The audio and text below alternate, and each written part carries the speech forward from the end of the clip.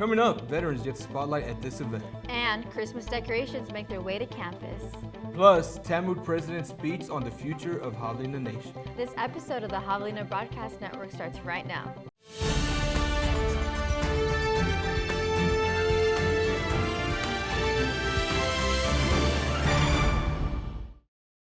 Hello, Javelinas. I'm your host, Mark Boz. And I'm Karla Muñoz. Let's get started with our first story of this episode. Texas A&M University hosted an annual Veterans Day event.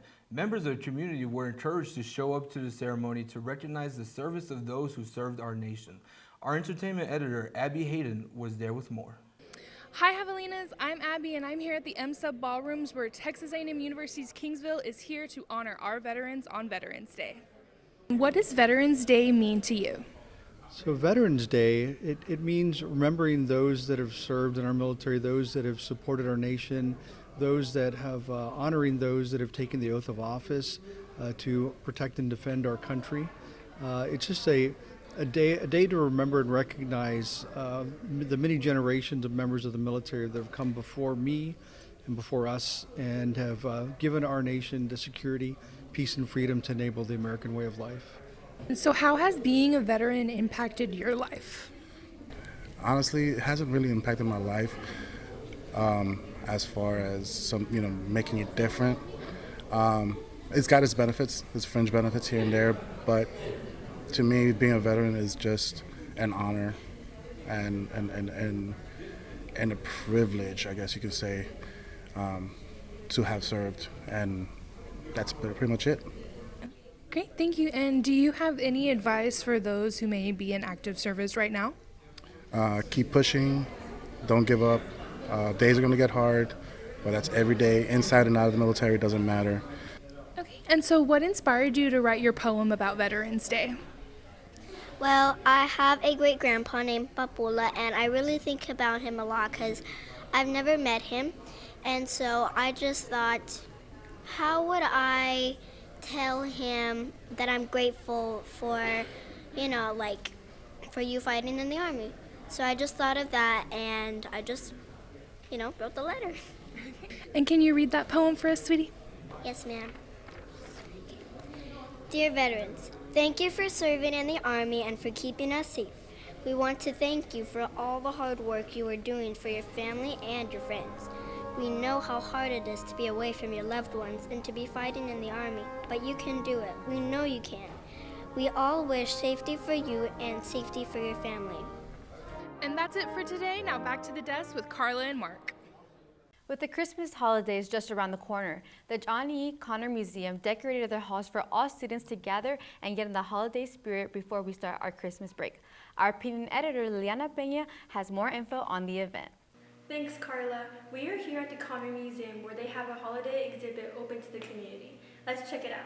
How many years have you hosted this exhibit and what makes it so impactful to the community? This is our 4th annual holiday display, and we really wanted a way to kind of just spread some cheer, especially in a stressful time for students during the semester. So our idea started with a javelina tree. Of course, we're javelinas. We really want to just showcase our pride. The hometown community tree gives students an opportunity to decorate a Texas-shaped ornament or a ball-shaped ornament and represent their hometown or their state, home state or country.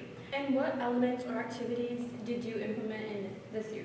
We have a special mailbox that the museum has used for multiple years to write a letter to Ciana, and we do a small template for the community, college students, children, adults of all ages to be able to come and write a letter to Santa. And actually we have a lot of people who bring their own letter, which we allow, and it's just a fun activity to kind of just bring back some memories, or just to kind of maybe a stress reliever, or for kids who maybe don't have an opportunity to write a letter to Santa, it gives them an opportunity.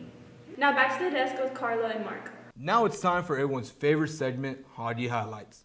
TAMUK kicked off its National First Generation College Week with the First Gen Students Resource Fair, where students, faculty, and staff were given information on many programs accessible throughout our campus.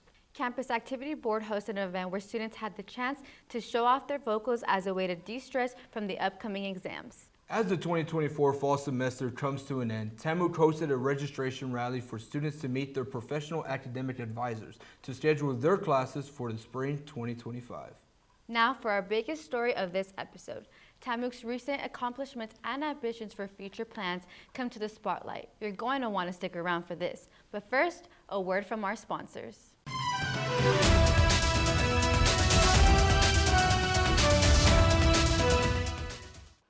And don't forget to pick up the latest issue of the South Texan. Have you ever wondered where the Javelina Broadcast Network is produced? Well, it's filmed right here in our very own recording studio on campus. Let me show you around. The Javelina Media Experience is located in Manning Hall, room 173, and consists of a TV studio, editing room, and radio booth. Not only do we have our epic green screen stage, but we also have this stage that we built ourselves, where you can feel free to create any ideas you may have.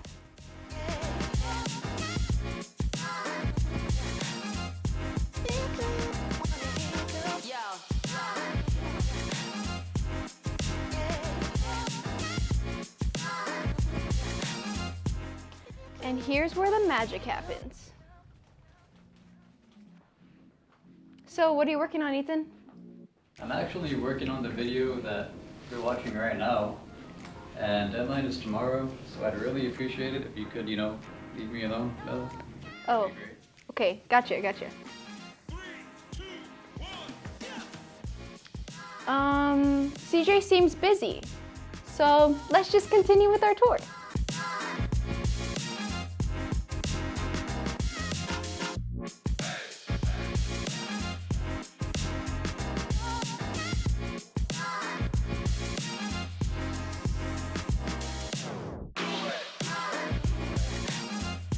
And this is where we record KTAI 91.1 The One. This has been the Javelina Media Experience. We want to wish you a Merry Christmas and Happy Holidays. Thanks for watching.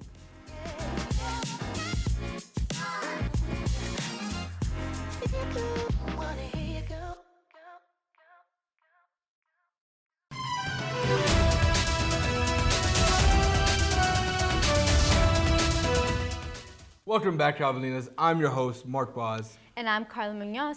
Let's get back to our main event. Texas A&M University Kingsville hosted its annual State of the University address, where Dr. Robert Vela Jr. took the stage to spotlight the university. Our reporter, Matthew Roberts, was on the scene. Thank you, Mark and Karla. Hey, Javelinas.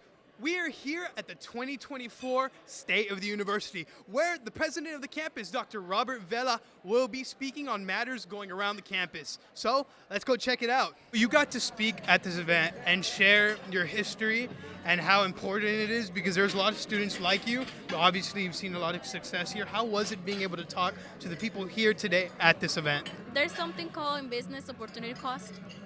And it's like when a business is trying to make a decision, you're looking what you're gonna sacrifice to be able to get to that opportunity. In my life, I realized that that's something that you always do. You're choosing, and whatever you choose is gonna give you to a certain path. Out of all the plans that Dr. Vela announced today, what is the most exciting? Wanting to grow to 10,000 students by 2028 is very exciting. And in tandem with that, there's a lot of growth that needs to happen on the other side, right, on facilities. I think the key takeaway from his plans and his vision is growth, expansion, and enhancement of everything that we do, from the student experience, how we care for students, how we help them succeed, to how we, lead research in the region and impact the economy. We're celebrating 100 years, and we're celebrating the next and making plans for a successful next century. You've done a lot for the city of Kingsville, especially TAMUK. What would you say about student success and retention? I think, student success and retention, as President Vela mentioned, is the key. I mean, you've got to not only recruit students and get them here, but you have to retain the students and make sure that they graduate on the end. And so at the end of the day, the graduation rates, the retention rates are what's really the most important part about a university. Thank you for watching. This has been your campus editor, Matthew Roberts, at the 2024 State of the University. Now, back to the desk with Mark and Karla. Now, for all our sports fans out there, it's time for Sideline Reports.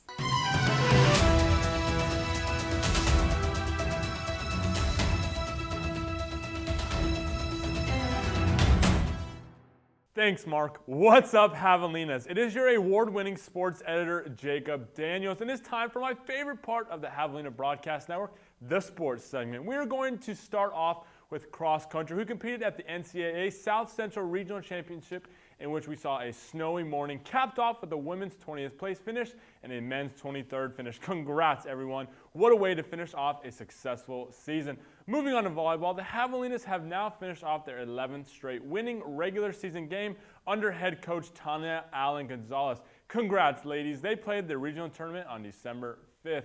Lastly, moving on to football, the Javelinas played the last game of this season on Saturday, November 16th against Eastern New Mexico, which hopefully put them in line to play a bowl game in the coming weeks. That's all for sports. Now back to the desk with Mark and Karla.